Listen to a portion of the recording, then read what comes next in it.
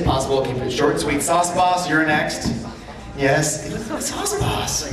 It's a good thing. I'm sure that's a racial slur or something. It's a racial slur. All those barbecue-using barbecue people. Hi. I just wanted to thank you first, because I think that you're an inspiration as far as the voice acting community. Your performances. The performances you do, I think, are making a difference to voice actors now, so you're an excellent an image to look up to. My question is, during your career, have you ever auditioned for a part that you didn't get that you really wanted? Oh my gosh.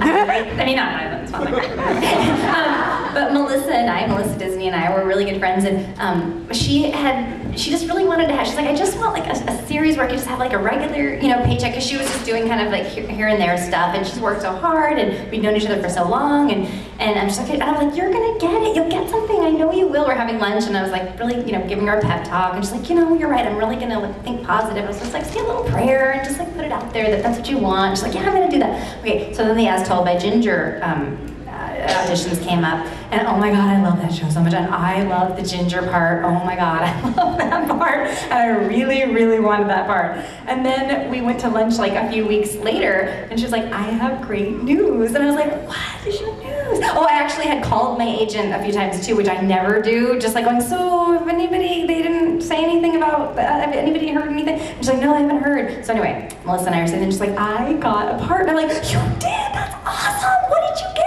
And she was like, Ginger. And I was telling Ginger, and I was like, I swear I said, I was like, good.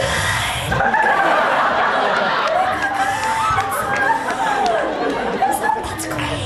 I mean, it was like all like, it was so high in my register that it was like whispering. Like I said great like 10 times. And finally she's like, are you gonna be all right? And I was like, yeah.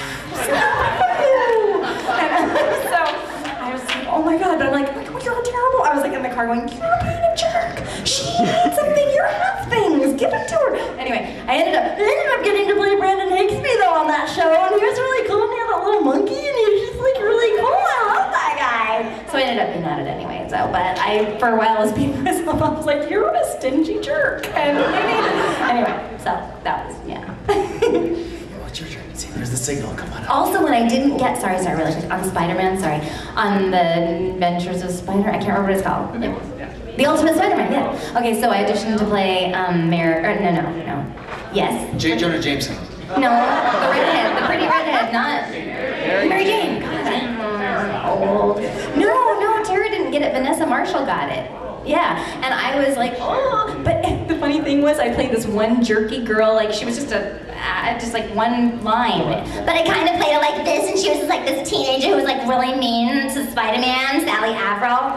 And she was like in every episode, and Mary Jane only showed up like twice in the whole series. So then I felt kind of bad for Vanessa because I love Vanessa. She was my little love interest on Grim Evil, like little black kid with glasses. That's Vanessa. Anyway, Erwin. I'm sorry. I forget you guys are more familiar. Anyway, sorry. All right, we're getting down to it. We're under 5 minutes, 5 minutes, everybody. Here we go. Hi, I love our voices. Thank you for your question. I'm just kidding, I'm so kidding. But I love doing voices too, and my mom likes them, I think. But that's the first fan. I just was talking to mine. She has me read books out loud to her, and I like do different voices for the characters. And I do guy voices a lot, and then my voice starts hurting after a while, and then she's like, why don't you just talk normally? And I'm like, no, but I can't do that. They have to have voices. Yeah. So I wanted to ask you if you ever do stuff where you're like, your voice hurts afterwards, but then you're like, it has to have a voice.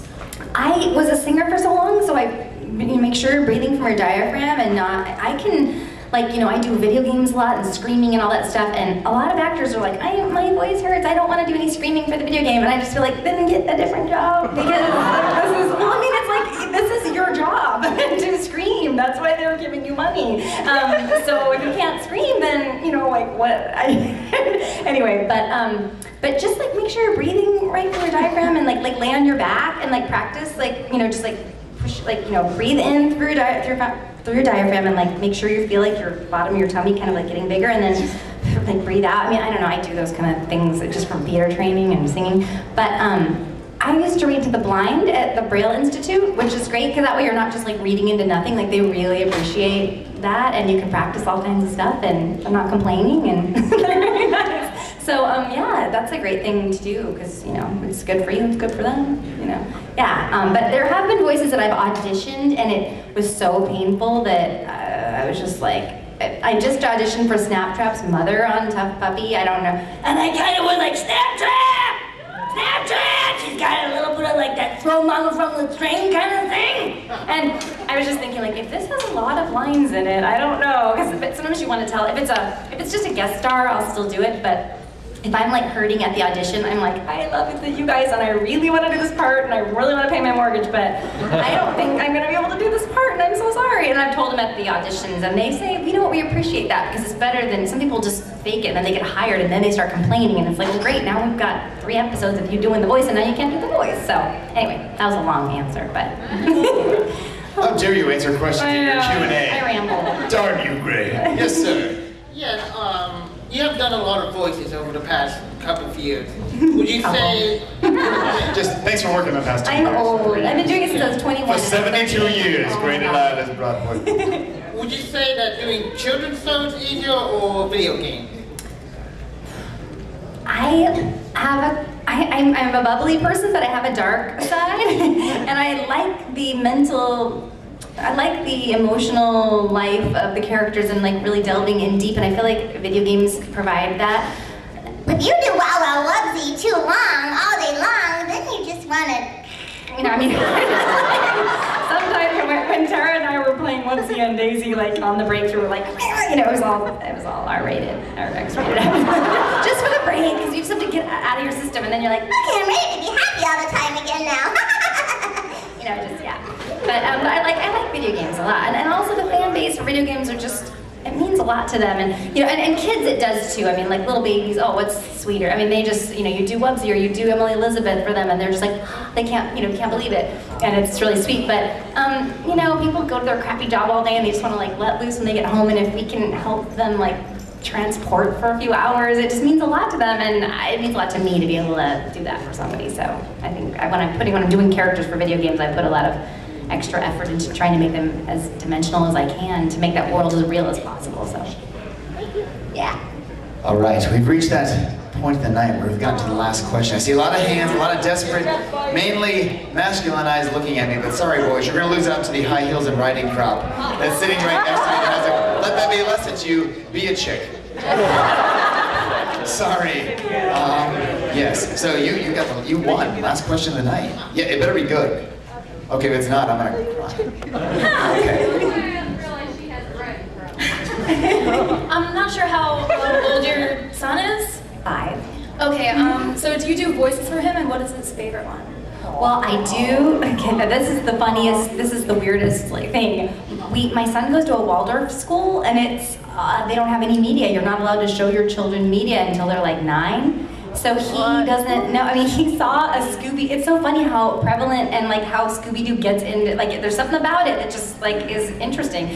But he saw a Scooby-Doo cutout and he was like, I like that dog. What is that dog? And I'm like, oh, mommy plays, that's a show. And you know, and his friends are like, your mom is, you know, they're telling him, and he's like, no, she isn't. She's just my mom. You know, he just doesn't. So we read a lot. Like he's reading Huckleberry Finn right now, and he's read Little Women, and like, I mean, he's just, we're doing a lot of books, but I do all the voices when I read to him. So it's funny because his dad and I are still like really, really good friends. We're not married anymore. And I met my husband on Twitter, and we're married now. So he wasn't a fan though. He was this funny guy that I started following first, and I was like, you're really funny, and then he's like, you're funny too. And I had this just my mouth picture, and he had this picture of this red-haired crazy guy, and I thought that was him, and then it wasn't him. We were texting like at 2 in the morning, and I was like, nice red hair, like as a joke, and he was like, oh, that's not my picture. Anyway, but then we fell in love. His picture was like this bald, red-haired guy in like a suit. It was like bald, red-haired guy? Yeah, but I didn't care. My friends were like, why are you talking to that dork? And I was like, he's hilarious, and he's my friend, and I don't appreciate you talking about him like that. And then he turned out to be like super gorgeous. And so I was like, I'm glad that I kept my dork around because he's awesome. And it's not just like he's like beautiful inside, so. But I fell in love with his heart. I didn't care. I really probably would have loved him anyway, no matter what. But yeah, right. No, that's terrible. No. He just looked really stuffy in his picture, like an insurance agent or something. I don't know, but it was really funny. Okay, well, I was telling you something. What was it talking about? Oh, my dear. son. Yes, so I do all the voices in the book, and his dad said, well, I try to read, his name is Tex, after Tex Avery, the animator. His dad said, yeah, I was reading to Tex, and he's like, you know what, we can just, he's like, I'm just gonna wait for mom to read it. Because I'm out of town, his dad just said, last night I tried to read to him, and he just didn't want to have anything to do with it, so. Yeah, but he's just awesome, and I can't wait to show him some of my favorite stuff, like when he gets, and it's okay. You should marry Frank Welker. Everybody used to say could marry Frank Welker. I want to marry Frank Welker. Hey, I've spent many hours here at AFO, everybody, and I have to say, really from the bottom of my heart, this has been one of the best hours I've spent.